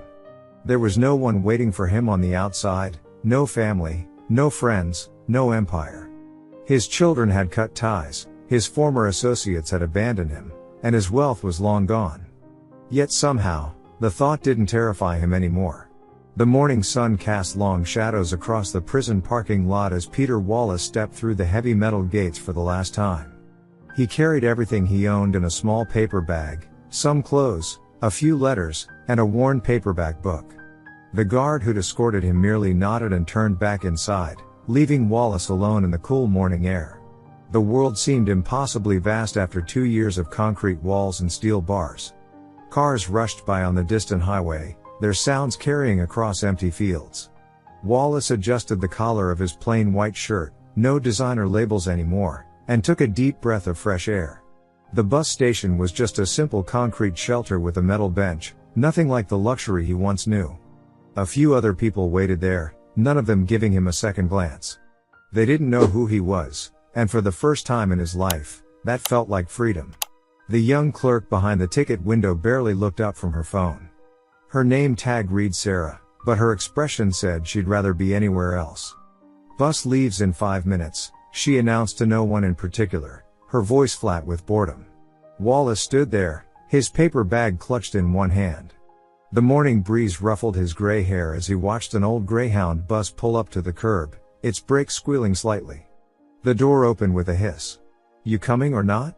the clerk called out, finally looking up from her phone with mild irritation. Wallace glanced back at the prison walls one last time. They'd held him, changed him, taught him who he really was when everything else was stripped away. But they didn't define him anymore. The other passengers filed onto the bus, a mother with 2 children, an elderly man with a cane, a college student with headphones. Nobody knew he'd once commanded boardrooms and moved millions with a single phone call. Nobody cared. Wallace felt something unfamiliar tugging at the corners of his mouth, a genuine smile. Not the smirk he'd worn in courtrooms or the fake grin he'd flashed at cameras, but something real. The bus horn blared, an impatient sound cutting through the morning quiet. He climbed aboard, nodding to the driver, and found a seat near the middle. The worn fabric was nothing like his private jet's leather seats, but it felt right somehow. As the bus engine rumbled to life, Wallace settled back and watched the prison disappear through the dusty window. The world hadn't ended when he lost everything. It hadn't stopped when he went to prison. And now, as the bus pulled away from the curb, he realized it was just beginning. Wallace smiled again, this time at his reflection in the window. The man looking back at him wasn't a billionaire or a prisoner, he was just Peter Wallace, and that was enough. The morning bustle of downtown felt foreign to Wallace now. The streets he once ruled as a titan of industry now flowed around him like he was just another piece of urban debris. His worn shoes, plain leather instead of Italian craftsmanship, clicked softly against the familiar sidewalks. A group of suited executives brushed past, deep in conversation about quarterly projections and market shares. Wallace recognized one of them, James Peterson, his former VP of operations. Peterson's eyes flickered over him without a hint of recognition before returning to his smartphone. Wallace kept walking, passing the high-end stores where he used to drop thousands without a second thought. Through the gleaming windows, he caught his reflection, gray hair uncombed, clothes from a department store, shoulders slightly stooped. The man who used to command boardrooms had been replaced by someone who looked ordinary. Outside his old corporate building, Wallace Tower, they'd called it then, he paused. The giant glass structure stretched toward the sky, its windows reflecting the morning sun. The golden W that once crowned the entrance had been replaced by another company's logo. Security guards chatted near the revolving doors where he used to sweep in, trailing assistants and sycophants. For a moment, his hand twitched toward the entrance. He could walk in, announce himself, remind them all who he used to be. The thought felt hollow even as it formed. What would it prove? That he was still clinging to power that had slipped through his fingers like water? A young woman in a crisp suit hurried past him, coffee cup in hand, probably rushing to a morning meeting. She was focused, determined, just like he'd been at her age. But he saw something in her eyes he'd never had, purpose beyond the pursuit of power. Wallace stepped back from the entrance. The building's shadow no longer felt like a crown, it was just another shadow on just another street. The realization didn't sting like he'd expected. Instead, it felt like setting down a heavy weight he'd carried for too long. He turned away from the tower, merging back into the stream of pedestrians. Behind him, deals were being made, fortunes rising and falling, but none of it belonged to him anymore. And for the first time, that felt okay. The city hummed around him, not as a kingdom he'd lost, but as a place where people lived their lives, chased their dreams, made their mistakes, and moved forward. Just like he would have to do. Wallace walked away from his old building without looking back. The weight of his past stayed behind, leaving his steps lighter as he moved through streets that no longer needed to know his name. The afternoon sun cast long shadows across the courthouse steps as Wallace stood in his simple button-down shirt and khakis, a far cry from his former tailored suits. Judge Davis approached from the side entrance, his robes replaced by a casual blazer and slacks. The same steps where Wallace had once strutted with arrogance now felt different under his feet. "Didn't expect to see you here," Davis said, his voice carrying the same measured tone Wallace remembered from the courtroom. Wallace turned, managing a small smile. "Old habits. This place. It changed everything." Davis crossed his arms, studying the man before him. The smirk was gone, replaced by something quieter, more genuine. "What now?" he asked simply. Wallace exhaled, looking out at the city skyline. The buildings he once viewed as monuments to his power now just looked like buildings. "I don't know," he admitted. "And for the first time, I'm okay with that." The honesty in his voice surprised even him. The constant need to control, to dominate, to know every move ahead, it had evaporated somewhere between his conviction and release. The uncertainty that would have once terrified him now felt strangely peaceful.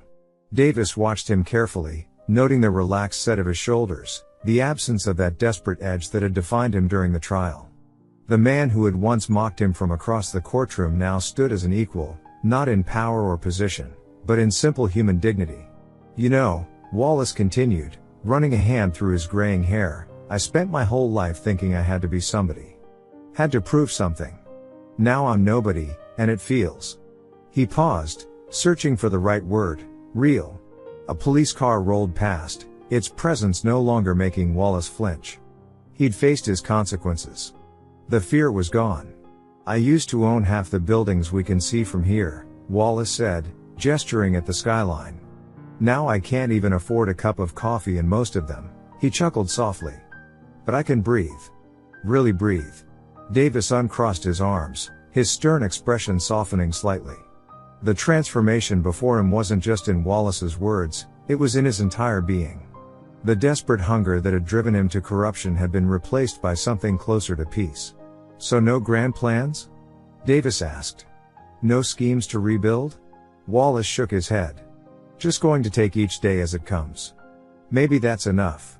The courthouse doors opened behind them as people streamed out, heading home for the day. None of them gave Wallace a second glance. He was just another face in the crowd now, and that anonymity felt like a gift. "I've got a small apartment," Wallace said. "It's probably the size of my old bathroom. But when I wake up in the morning, I don't have to pretend anymore. Don't have to be anything other than who I am." "And who is that?" Davis asked.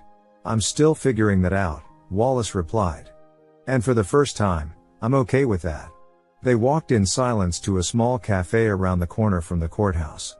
It wasn't the kind of place Wallace would have been caught dead in during his previous life, just a simple coffee shop with worn wooden tables and mismatched chairs.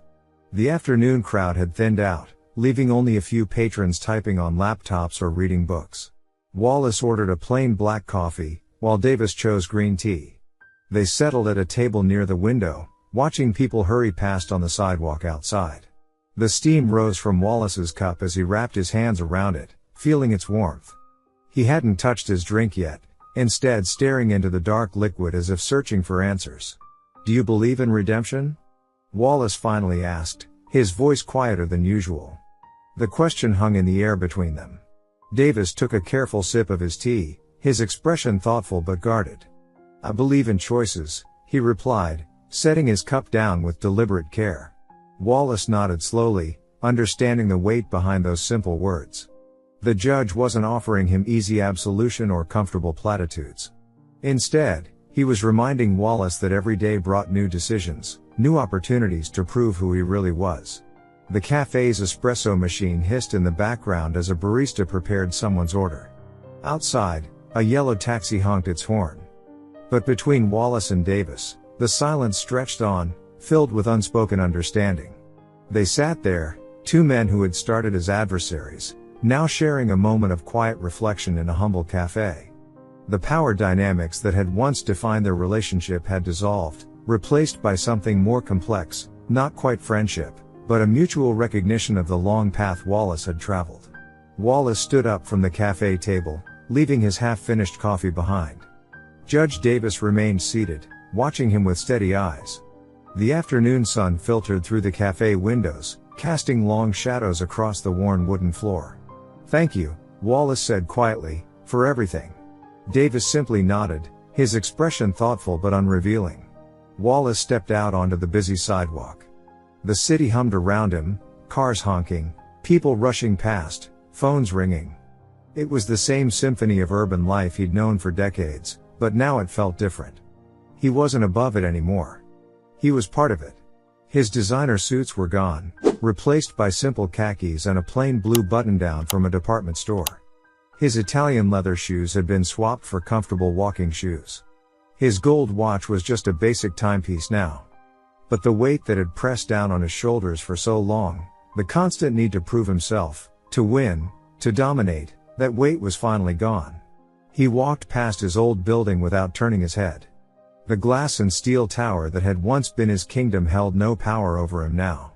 The doorman who used to snap to attention at his approach didn't even glance his way.